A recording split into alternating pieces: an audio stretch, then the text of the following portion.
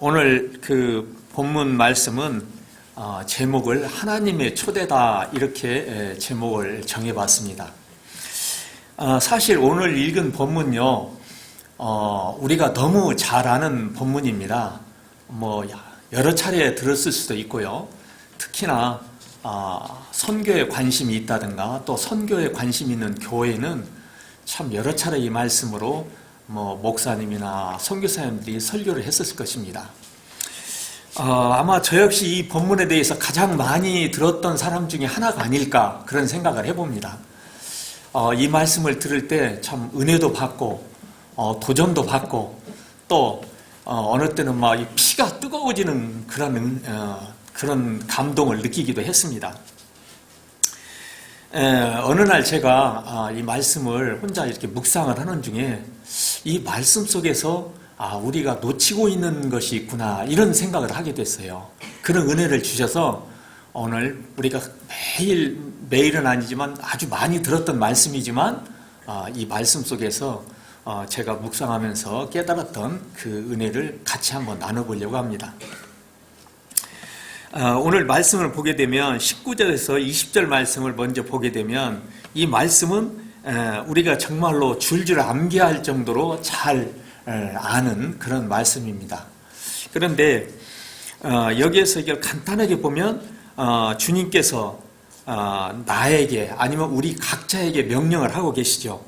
여기서 보게 되면 첫 번째로는 너희는 가서 또 모든 민족을 그 다음에가 아버지와 아들과 성령의 이름으로 세례를 베풀고 내가 너에게 분부한 모든 것을 가르쳐 지키게 하라 이렇게 말씀을 하고 있는데 우리가 이것을 지상명령이다. 그래서 이제 영어는 잘 할 줄 모르지만 더 그레이트 커미션이라고 이렇게 말씀을 합니다. 그런데 여기서 지상명령이다 이것을 우리가 오해를 할 수가 있어요. 지상명령이라는 것은 땅에서 하나님께서 주신 그런 명령이다 이런 뜻이 아니고 이 땅에서 가장 아름답고 고귀한 명령이다 그런 뜻에서 지상명령이다 이렇게 말씀을 합니다. 그러므로 이 말씀은 우리에게 선교는 선택사항이 아니고 하나님께서 우리에게 주신 명령이시기 때문에 필수적인 사항이다. 이것을 우리가 깨달았으면 좋겠습니다. 오늘 이 자리에 참여하신 우리 모든 성도들이 이 하나님의 고귀하고 아름다운 이 명령에 모두 순종함으로 하나님의 베푸시는 그런 귀한 은혜를 다 받아 누리시기를 예수님의 이름으로 축복합니다. 이렇게 우리가 여러 번 듣고 귀에 익었던 이 말씀에서 저는 우리가 놓치기 쉬운 하나님의 함의가 숨겨져 있다고 생각합니다.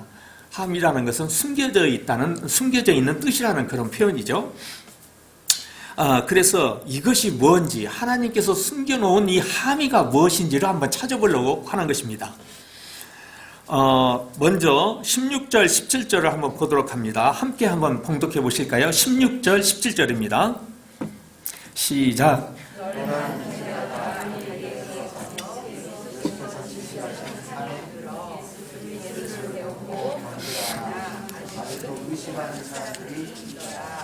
예, 감사합니다.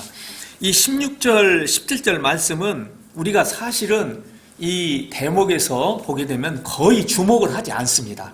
아까 제가 방금 말씀드린 대로 19절, 20절 말씀은 우리가 주목을 하지만 16절, 17절 말씀을 16절에서 18절까지 말씀을 주목하는 경우는 그렇게 흔치가 않습니다. 그런데 제가 묵상을 하는 중에 이 말씀에가 굉장히 중요한 하나님의 함의가 담겨 있다는 것을 제가 느꼈습니다. 그건 뭐냐면은 먼저 이 말씀을 이렇게 이 배경과 말씀을 살펴보면 지금 가룟 유다를 제외한 나머지 11제자가 지금 그 하나님께서 이제 예수님께서 지시하신 그 갈릴리 땅에서 갈릴리의 그 어떤 산에서 예수님을 지금 만나고 있는 그런 장면입니다. 이 장면이. 그러니까 예수님께서 승천하시기 전에 지금 예수님과 만나는 어떻게 보면 이 장면이 거의 마지막이라고 할 수 있을 만큼 아주 맨 나중에 지금 만나신 장면입니다. 이 장면이. 그런데 여기서 보게 되면 그 산에서 예수님을 지금 이 제자들이 만나는데, 이 예수님은 어떤 예수님이죠? 부활하신 예수님이죠. 지금 부활하신 예수님이 이 자리에서 제자들과 지금 만나고 있는 장면이에요. 그런데 주님께서는 십자가에 돌아가시기 전에 이미 여러 차례 제자들에게 인자가 죽은 다음에 사흘 만에 다시 살아나야 할 것을 수도 없이 말씀을 하셨어요. 그런데 언제 이걸 제일 먼저 말씀했는가를 보면 마태복음 16장을 보시면은 16장 13절에서 19절까지 보면 한 절만 제가 봉독해 올리겠습니다. 여기가 어떤 장면이냐면은 빌립보 가이사랴 지방에서 제자들에게 예수님이 말씀하죠. 야, 사람들이 나를 누구라 하느냐? 그러니까 세례 요한이다, 더러는 또 엘리야다, 에레미야다, 이런 식으로 이제 제자들이 얘기를 하잖아요. 그때 예수님이 베드로 보고 너는 나를 누구라고 하느냐 이렇게 물어봤을 때 아주 우리가 잘 아는 신앙 고백을 들을 수 있죠. 주는 그리스도시요 살아계신 하나님의 아들이니라, 이렇게 말씀을 하잖아요. 그런데 이 말씀, 즉 베드로의 이 신앙 고백을 들으시고 그 다음에 바로 예수님께서 말씀을 해요. 어떤 말씀을 하느냐? 인자가 죽고 사흘 만에 살아나야 하리라는 말씀을 이때 처음으로 하십니다.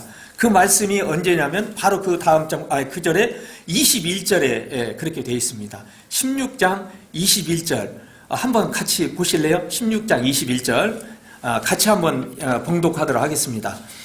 이때로부터 예수 그리스도께서 자기가 예루살렘에 올라가 장로들과 대제사장들과 서기관들에게 많은 고난을 받고 죽임을 당하고 제3일에 살아나야 할 것을 제자들에게 비로소 나타내시니, 그렇습니다.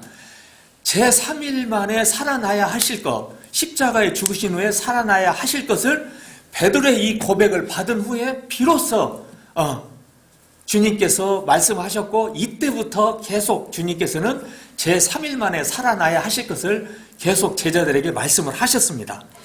그런데 이렇게 말씀을 했지만 제자들은 오늘 지금 부활하신 예수님을 보고 지금 그렇게 말씀하고 있잖아요. 어떤 장면이 나오죠? 이 장면에서 17절에 보면 예수를 배웠고 경배하나 아직도 의심하는 사람들이 있더라.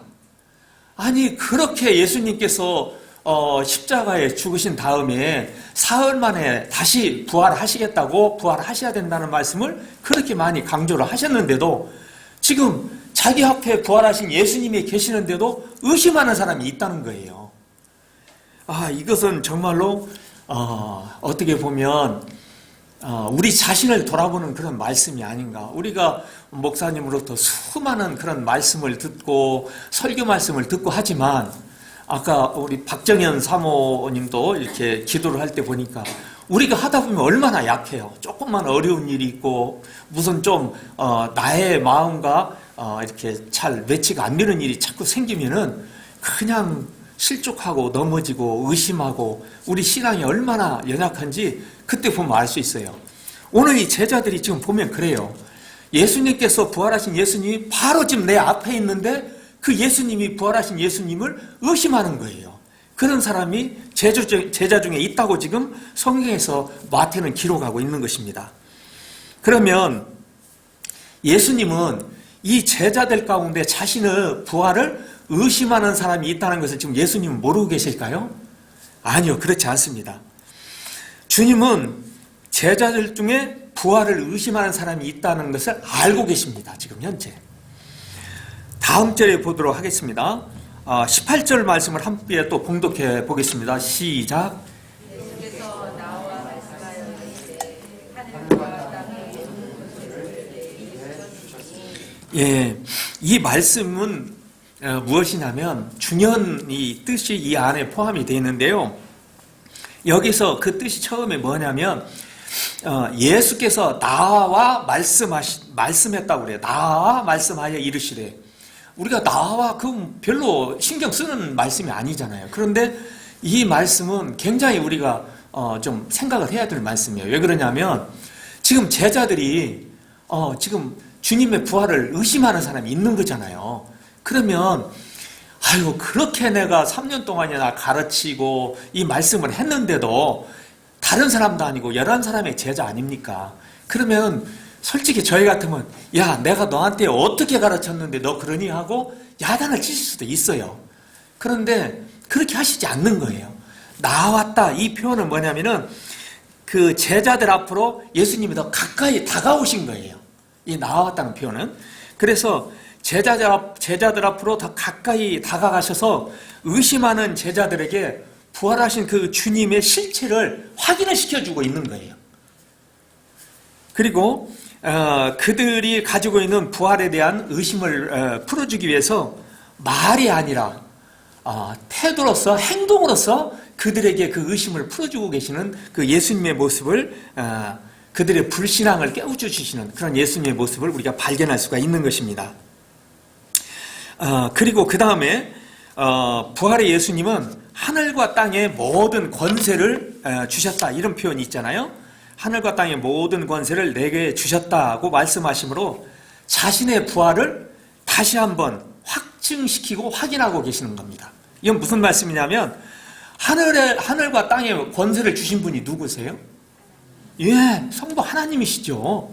그러니까 이것은 두 가지로 이 안에는 중요한 메시지가 함축되어 있는데요. 첫째는 자신의 부활을 의심하는 그런 제자들에게 부활을 통해서 예수님께서 다시 살아나심을 증언하고 이것이 아버지 하나님의 뜻이고 아버지께서 친히 행하신 일이라는 것을 지금 제자들에게 말씀하고자 하는 것입니다. 또 그토록 3년 동안이나 같이 동고동락하면서 가르쳤지만 그 부활을 의심하는 제자들에게 솔직히 저 같으면 좀 섭섭하겠어요. 그런데 그런 섭섭함이나 또 책망을 하시지도 않고 주님은 그 사랑하는 그 마음으로 사랑의 손길로 제자들을 어루만지시면서 어린아이처럼 지금 가르치고 계시는 그런 장면입니다. 두 번째는 초대입니다. 우리는 이 말씀을 명령으로만 설교하는 것을 많이 들었고 우리 또한 그렇게 알고 있습니다. 그러나 본문을 자세히 읽고 또 묵상을 해보면 이 말씀에서 우리를 초대하시는 주님의 초청장을 우리가 발견할 수가 있습니다. 먼저 그 말씀을 드리기 전에 19절에서 20절 말씀을 제가 간략하게 말씀을 먼저 드리도록 하겠습니다. 아까 말씀드린 대로 여기는 너희는 가서 모든 족속으로 그 다음에 제자를 삼고 아버지와 아들과 성령의 이름으로 그 다음에가 세례를 베풀고 가르치고 지키게 하라. 이거 우리가 줄줄 사실은 외우는 그런 내용이에요. 그러면 이건 뭐냐면 조금 이걸 좀 풀이를 하면 복음을 모르는 곳으로 가라. 그래서 거기서 예수를 모르는 종족들에게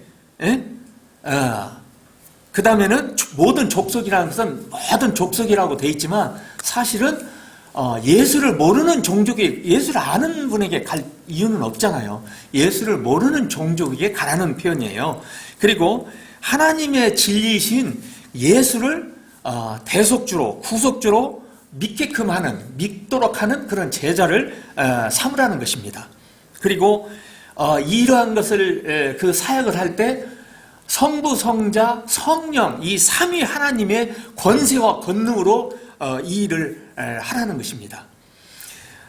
그 다음에 세례를 베푼다는 것은 자신의 삶을 예수님께 전인격적으로 바친다는 그런 공적인 표현을 하도록 하고 주님께서 가르치신 것을 주님께 배운 것을 그들에게 지적으로 가르치고 그 다음에 주님의 말씀을 굳게 지키게 하라. 이걸 짧게 이렇게 요약해서 말씀을 드릴 수가 있습니다. 그런데 여기서 우리가 이 지상명령, 더 그레이트 커미션이 전제가 되는 이 마태복음 28장 18절의 이 말씀, 오늘 이 본문의 함의는 부활하신 예수님이 우리를 초대하는 것에 그 방점이 찍어져 있습니다. 그건 뭐냐면 예수님은 하늘과 땅의 모든 권세를 받았다고 오늘 우리가 지금 공독을 했잖아요. 그렇죠? 18절에서요. 그러면 하늘과 땅의 모든 권세를 아버지로부터 받은 예수님은 이 죽은 자도 살리실 수가 있어요. 마른 막대기에다가 생명을 불어넣을 수도 있어요. 길가의 돌덩이를 통해서 그 돌덩이를 아브라함의 자손으로 만들 수도 있어요. 생명이 근원이 되시는 모든 권세를 가지신 전능하신 그런 분이세요. 우리 힘을 빌리지 않으셔도 주님이 받으신 하늘과 땅의 모든 이 권세로 친히 하실 수 있어요. 그런데 이미 하나님으로부터 이런 하늘과 땅의 모든 권세를 받으신 이 예수님께서 이 세상의 모든 만물을 통치할 수 있는 이 예수님께서 왜 우리를 부르시고 말씀을 하시냐는 거죠. 이것은 명령으로 우리가 계속 말씀을 했지만 명령이자 사실은 그 내면에는 초대입니다. 우리를 초대하시는 것입니다.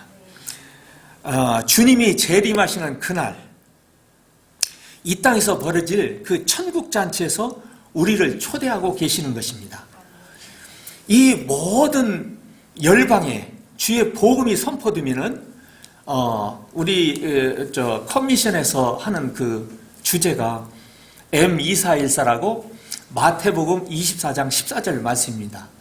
이 천국복음이 모든 민족에게 증언하기 위하여 온 세상에 전파되리니 그제야 끝이 오리라. 끝은 무엇이죠? 끝은 주님이 재림이에요. 그래서 이 땅에 새하늘과 새 땅이 열리고 하나님의 나라가, 하나님이 통치하는 나라가, 예수님이 이 땅에 오셔서 통치하는 나라가 오는 거예요. 그래서 그 천국 잔치, 오늘 우리가 여기서 말씀은 세상 끝날까지 너희와 항상 함께 있으리라 이 말씀 속에서도 보면 이 세상 끝날에 우리를 초대하고 계시는 거예요. 그래서 이 일에 우리를 초대하시는 거예요. 주님이 재림하시는 그날, 정말로 이 땅에서 벌어질 그 천국 잔치에 우리를 초대하고 계신 주님을 우리가 찬양합니다. 우리에게 정말로 복의 복을 더하시려고 우리를 초대하고 계세요. 초대받은 자가 초대자의 긍휼하신 그 마음을 읽지 못하고 그 초대자의 의상을 본다든가 거기에 차려져 있는 잔치상의 음식을 우리가 주목한다든가 우리의 눈길이 그런 곳에 멈춰 있다면 우리는 그 초대자의 진의, 그 속마음, 즉 하나님 마음속에 담겨있는 그 본 뜻을 우리는 온전하게 읽었다고 할 수가 없습니다. 주님은 세상 끝날까지 우리와 함께 계시기를 원하십니다. 우리를 놓치지 않고 꼭 붙잡으시려고 하십니다. 피 묻은 두 손으로 우리를 감싸 안으시고 우리를 또 품고 그렇게 품으시려는 초대장입니다. 이제 우리가 이 초대를 기뻐하며 순종하는 그런 제자가 되어야 하지 않겠습니까?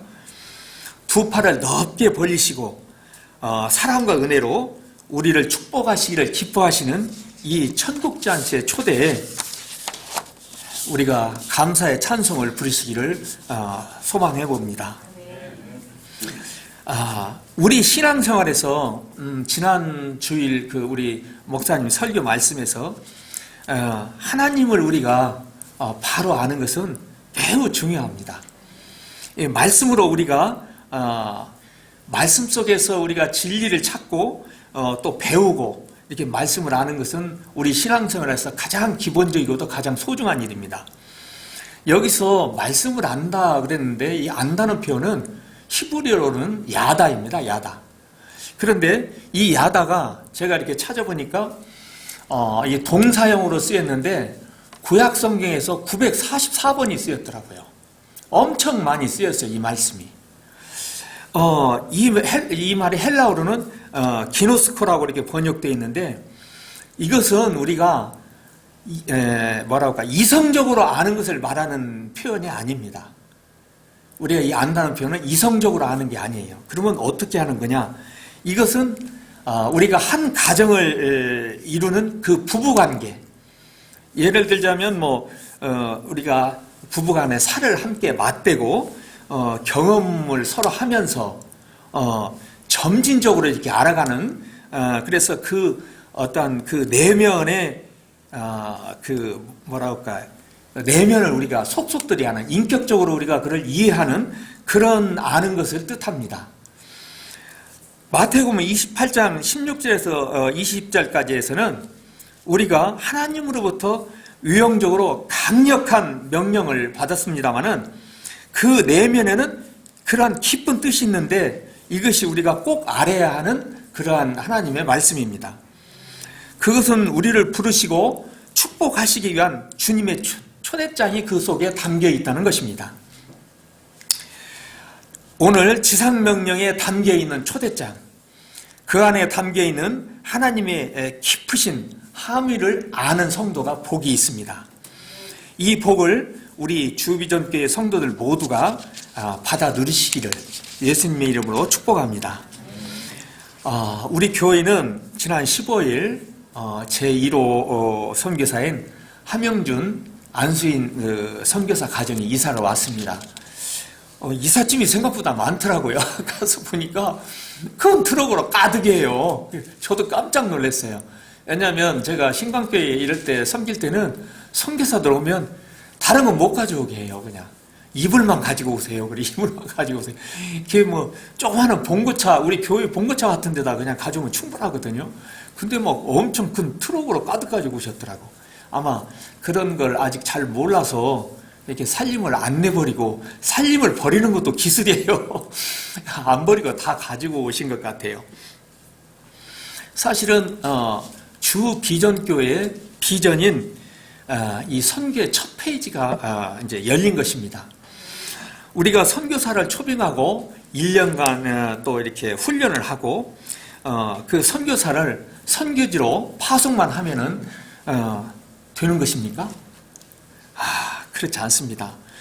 선교사에게는 정말로 많은 기도와 함께 선교에 대한 지혜와 지식이 필요합니다. 물론 다행히 우리 교회는 우리 담임 목사님이 선교사님 출신이시잖아요. 그래서 허입, 또 훈련, 그리고 파송, 관리에 이르기까지 모든 과정이 잘 이루어질 수 있도록 좋은 조건을 가지고 있습니다. 그러나 우리가 한 가지 유념해야 될 부분은 뭐냐면, 목사님이 다 아시니까 목사님한테 다 맡기면 그러면 되는 것입니까? 절대 그러면 안 됩니다. 목사님 혼자 다 하실 수 있는 그런 일이 아니에요. 여기에는 우리 성도들의 첫 번째 가장 중요한 기도가 있어야 되고요.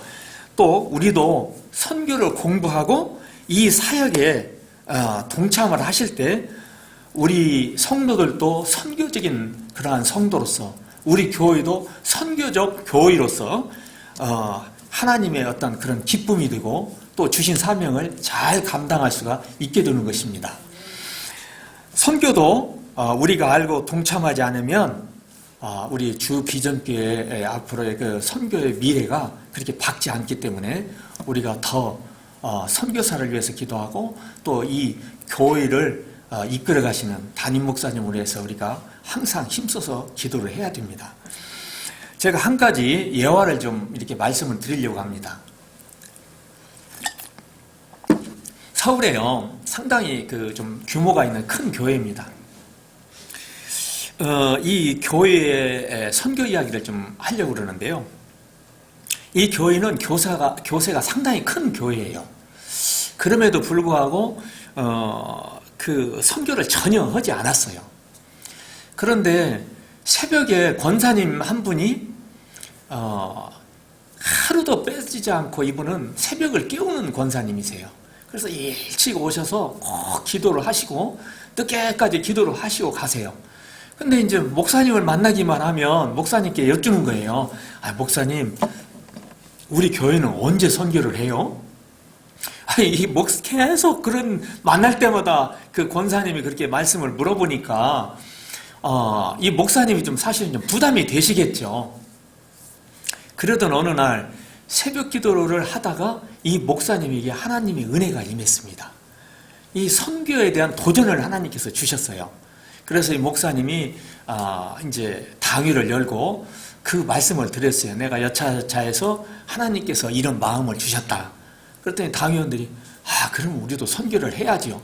그래서 이제 그 교회가 아프리카 선교사 한 가정을 허입을 해가지고 이제 그 선교사를 1년간 성도들과 서로 스킨십을 하면서 기도하면서 이제 잘 훈련을 시켜서 아프리카로 파송을 했어요. 그런데 파송을 한 후에 그 교회 새벽 기도회 때는 그 권사님은 항상 일찍 오셨다가 늦게 가시는 권사님이세요. 그런데 한 가지 이상한 것이 눈에 띄는 게 있었어요. 그 교회 문, 그 정문 앞에 허스름한 그런 니역가 하나가 있는 거예요. 근데 이 니역가가 뭔가 하고 봤더니 이 권사님이 그 니역가의 주인이세요. 그래서 이 권사님이 그 기도를 다 마치고 사람들은 딱 하고 없는 때 혼자 나오셔서 이 니역가를 딱 움직이셔서 골목골목마다 다니면서 휴지를 줍는 거예요. 그리고 또 병 같은 거 있잖아요. 이런 거 내놓는, 우리로 보자면 그거 뭐라고 해야 됩니까? 쓰레기라고 할 수도 없고 하여간 뭐 그런 거 내놓는 것 중에서 사용이 가능한 것들이 있지 않습니까? 이런 폐자원으로 할 수 있는 거 이런 걸 그 니역가에다 담아서 그날 그 고물상에 가서 그걸 팔아가지고 저축을 하세요. 그래가지고 이걸 한 달 동안 꾸준히 저축을 해가지고 이걸 선교비로 내서 선교사님한테 보내드리는 거예요. 그러니까 이 권사님은 내가 약정된 것이 없어요. 내가 한 달에 10,000원을 내가 선교 헌금을 하겠습니다. 50,000원 하겠습니다. 100,000원. 이게 없어요. 그 달에 당신이 그렇게 해서 버시는 금액이 선교비예요. 예. 그런데 또 특이한 건 그렇게 되면 우리 같으면 그냥 그 10,000원권으로 이렇게 딱 끊어서 이렇게 보내시면 될 텐데 이분은 그러질 않아요. 이 니역가를 끊고 다니면서 이 그 폐지를 줍고 이렇게 하는 그 물질이 다 선교비이기 때문에 100원 단위까지 보내주세요. 그러니까 아프리카에서 그 선교사님이 그 선교비를 받아보시면 이건 누구 선교비라는 것을 다른 분은 잘 몰라도 이 권사님의 선교비는 그 선교사님이 바로 아실 수가 있어요. 돈이 끝전에 100원짜리까지 해서 오시니까. 그런데 이 선교사님이 이 선교비를 참 쓸 때마다 이 선교사님은 그 권사님이 새벽에 그렇게 폐지를 줍고 병을 주어서 그걸 팔아서 이 선교비를 보냈다는 걸 알고 있기 때문에 그 돈을 쓸 때마다 너무나 가슴이 멍하고 눈시울이 찡 하는 거예요. 그래서 이 선교사님이 권사님에게 항상 이야기해요. 권사님, 어떻게든지 항공권만 마련해서 꼭 선교지 한 번은 오세요 이렇게 말씀을 드렸는데 이분이 사시는 데는 반 지하방에서 사십니다. 서울에서 뭐 그 물난리 났을 때 그 굉장히 그런 데서 좀 사고가 많이 났었잖아요. 반 지하방에서 살면서 전혀 소득을 가질 수 없는 이런 권사님이세요. 그러니까 항공권을 구하기가 어려운데 이제 이분이 자꾸 연세가 들어가시니까 돌아가시기 전에 내가 그래도 선교지 한번 가봐야 되겠구나 이런 생각을 꼭 하시면서 어떻게 어렵사리 주변에서 좀 도움도 주시고 해서 항공권을 마련해서 그 선교지를 가셨습니다. 그래서 공항에서 이제 선교사님이 이제 픽업을 나오셨죠. 거기서 이제 권사님과 선교사님이 만나셔서 손을 잡고 끌어안고 얼마나 그분들이 거기서 뭐 눈물을 흘리고 그 선교사님이나 그 권사님이 그 선교지를 또 다니면서 얼마나 행복하셨겠어요. 이 한 사람 한 사람의 기도와 눈물과 정성이 열방의 문을 열고 예수 그리스도의 십자가를 높이 세우는 그런 원동력이 되는 것입니다. 사랑하시는 성도 여러분, 우리가 누구입니까? 오늘 이 자리가 아무나 앉을 수 있는 그런 자리입니까? 아닙니다. 은혜가 아니면 우리가 이 자리에 앉을 수가 없습니다. 당신의 독생하신 아들 예수 그리스도를 십자가에 피 흘리시기까지 우리를 사랑하신 하나님의 그 사랑이 없다면 오늘 우리는 이 자리에 없었을 것입니다. 우리 성도님들도 자녀들을 낳고 키웁니다. 모든 부모님들이 다 직장에 가서 일을 하고 또 일터에 가서 장사를 하든가 여러 가지 형태의 생업을 통해서 가족을 부양하고 자녀들을 먹이고 입히고 그리고 또 가르칩니다. 그리고 자녀들에게 공부 잘해라, 열심히 해라 계속 우리가 훈계를 하죠. 부모들은 고생을 하면서도 자녀들이 이 부모 세대보다 더 잘되고 잘 살기를 원합니다. 부모가 고생하는 얘기 하잖아요. 우리 막내는 그래요. 아빠 한 번만 더 들으면 100번이야. 안 듣고 싶다는 거예요. 요즘 아이들 다 그래요. 참. 그러나 부모가 고생을 하면서 자녀를 양육하고 하는 이런 모든 일들이 꼭 공부만을 위해서 꼭 좋은 대학에 들어가기 위해서만 하는 것일까요? 저는 그렇지 않다고 생각합니다. 이것이 분명히 전부가 아니에요. 그 속에는 부모가 자녀를 사랑하는 그 사랑이 있기 때문에 내가 고생을 해도 그 사랑 때문에 자녀를 사랑하는 그 사랑 때문에 내가 고생해도 나보다 더 좋은 환경에서 우리 자녀들이 살기를 바라므로 그 부모의 마음속에 있는 그런 깊은 애정을 통해서 우리가 그 고생을 해도 힘들 줄 모르고 이 고생을 하는 거 아니겠어요? 그렇습니다. 자녀를 사랑하는 이 부모의 마음, 이것이 오늘 이 말씀에 나타난 하나님의 마음입니다. 오늘 하나님의 지상 명령은 부모가 자녀에게 공부를 잘해라 하는 뜻과 같은 그런 뉘앙스가 있습니다. 그러나 그 내면에는 우리를 사랑하시는 부모의 마음, 즉 초청장이 담겨 있는 것입니다. 하늘과 땅의 모든 권세를 받으신 그런 주님의 초대이십니다. 명령은 사람을 수동적이고 피동적으로 만듭니다.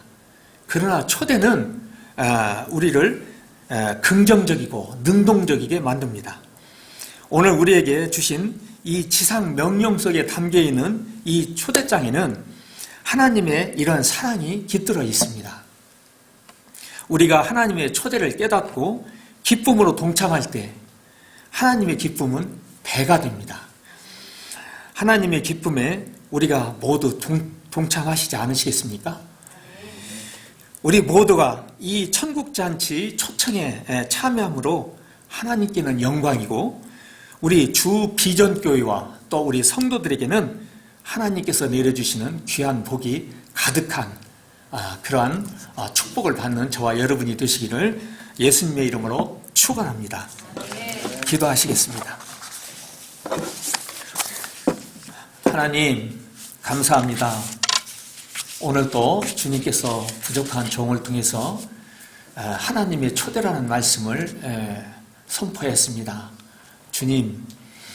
주님께서 우리에게 주시는 것은 정말로 우리가 말로 표현할 수 없는 그런 사랑과 은혜입니다. 우리의 연약함 때문에 주님의 그 마음을 우리가 잊어버리고 이 세상을 살아갈 때가 얼마나 많은지 모르겠습니다.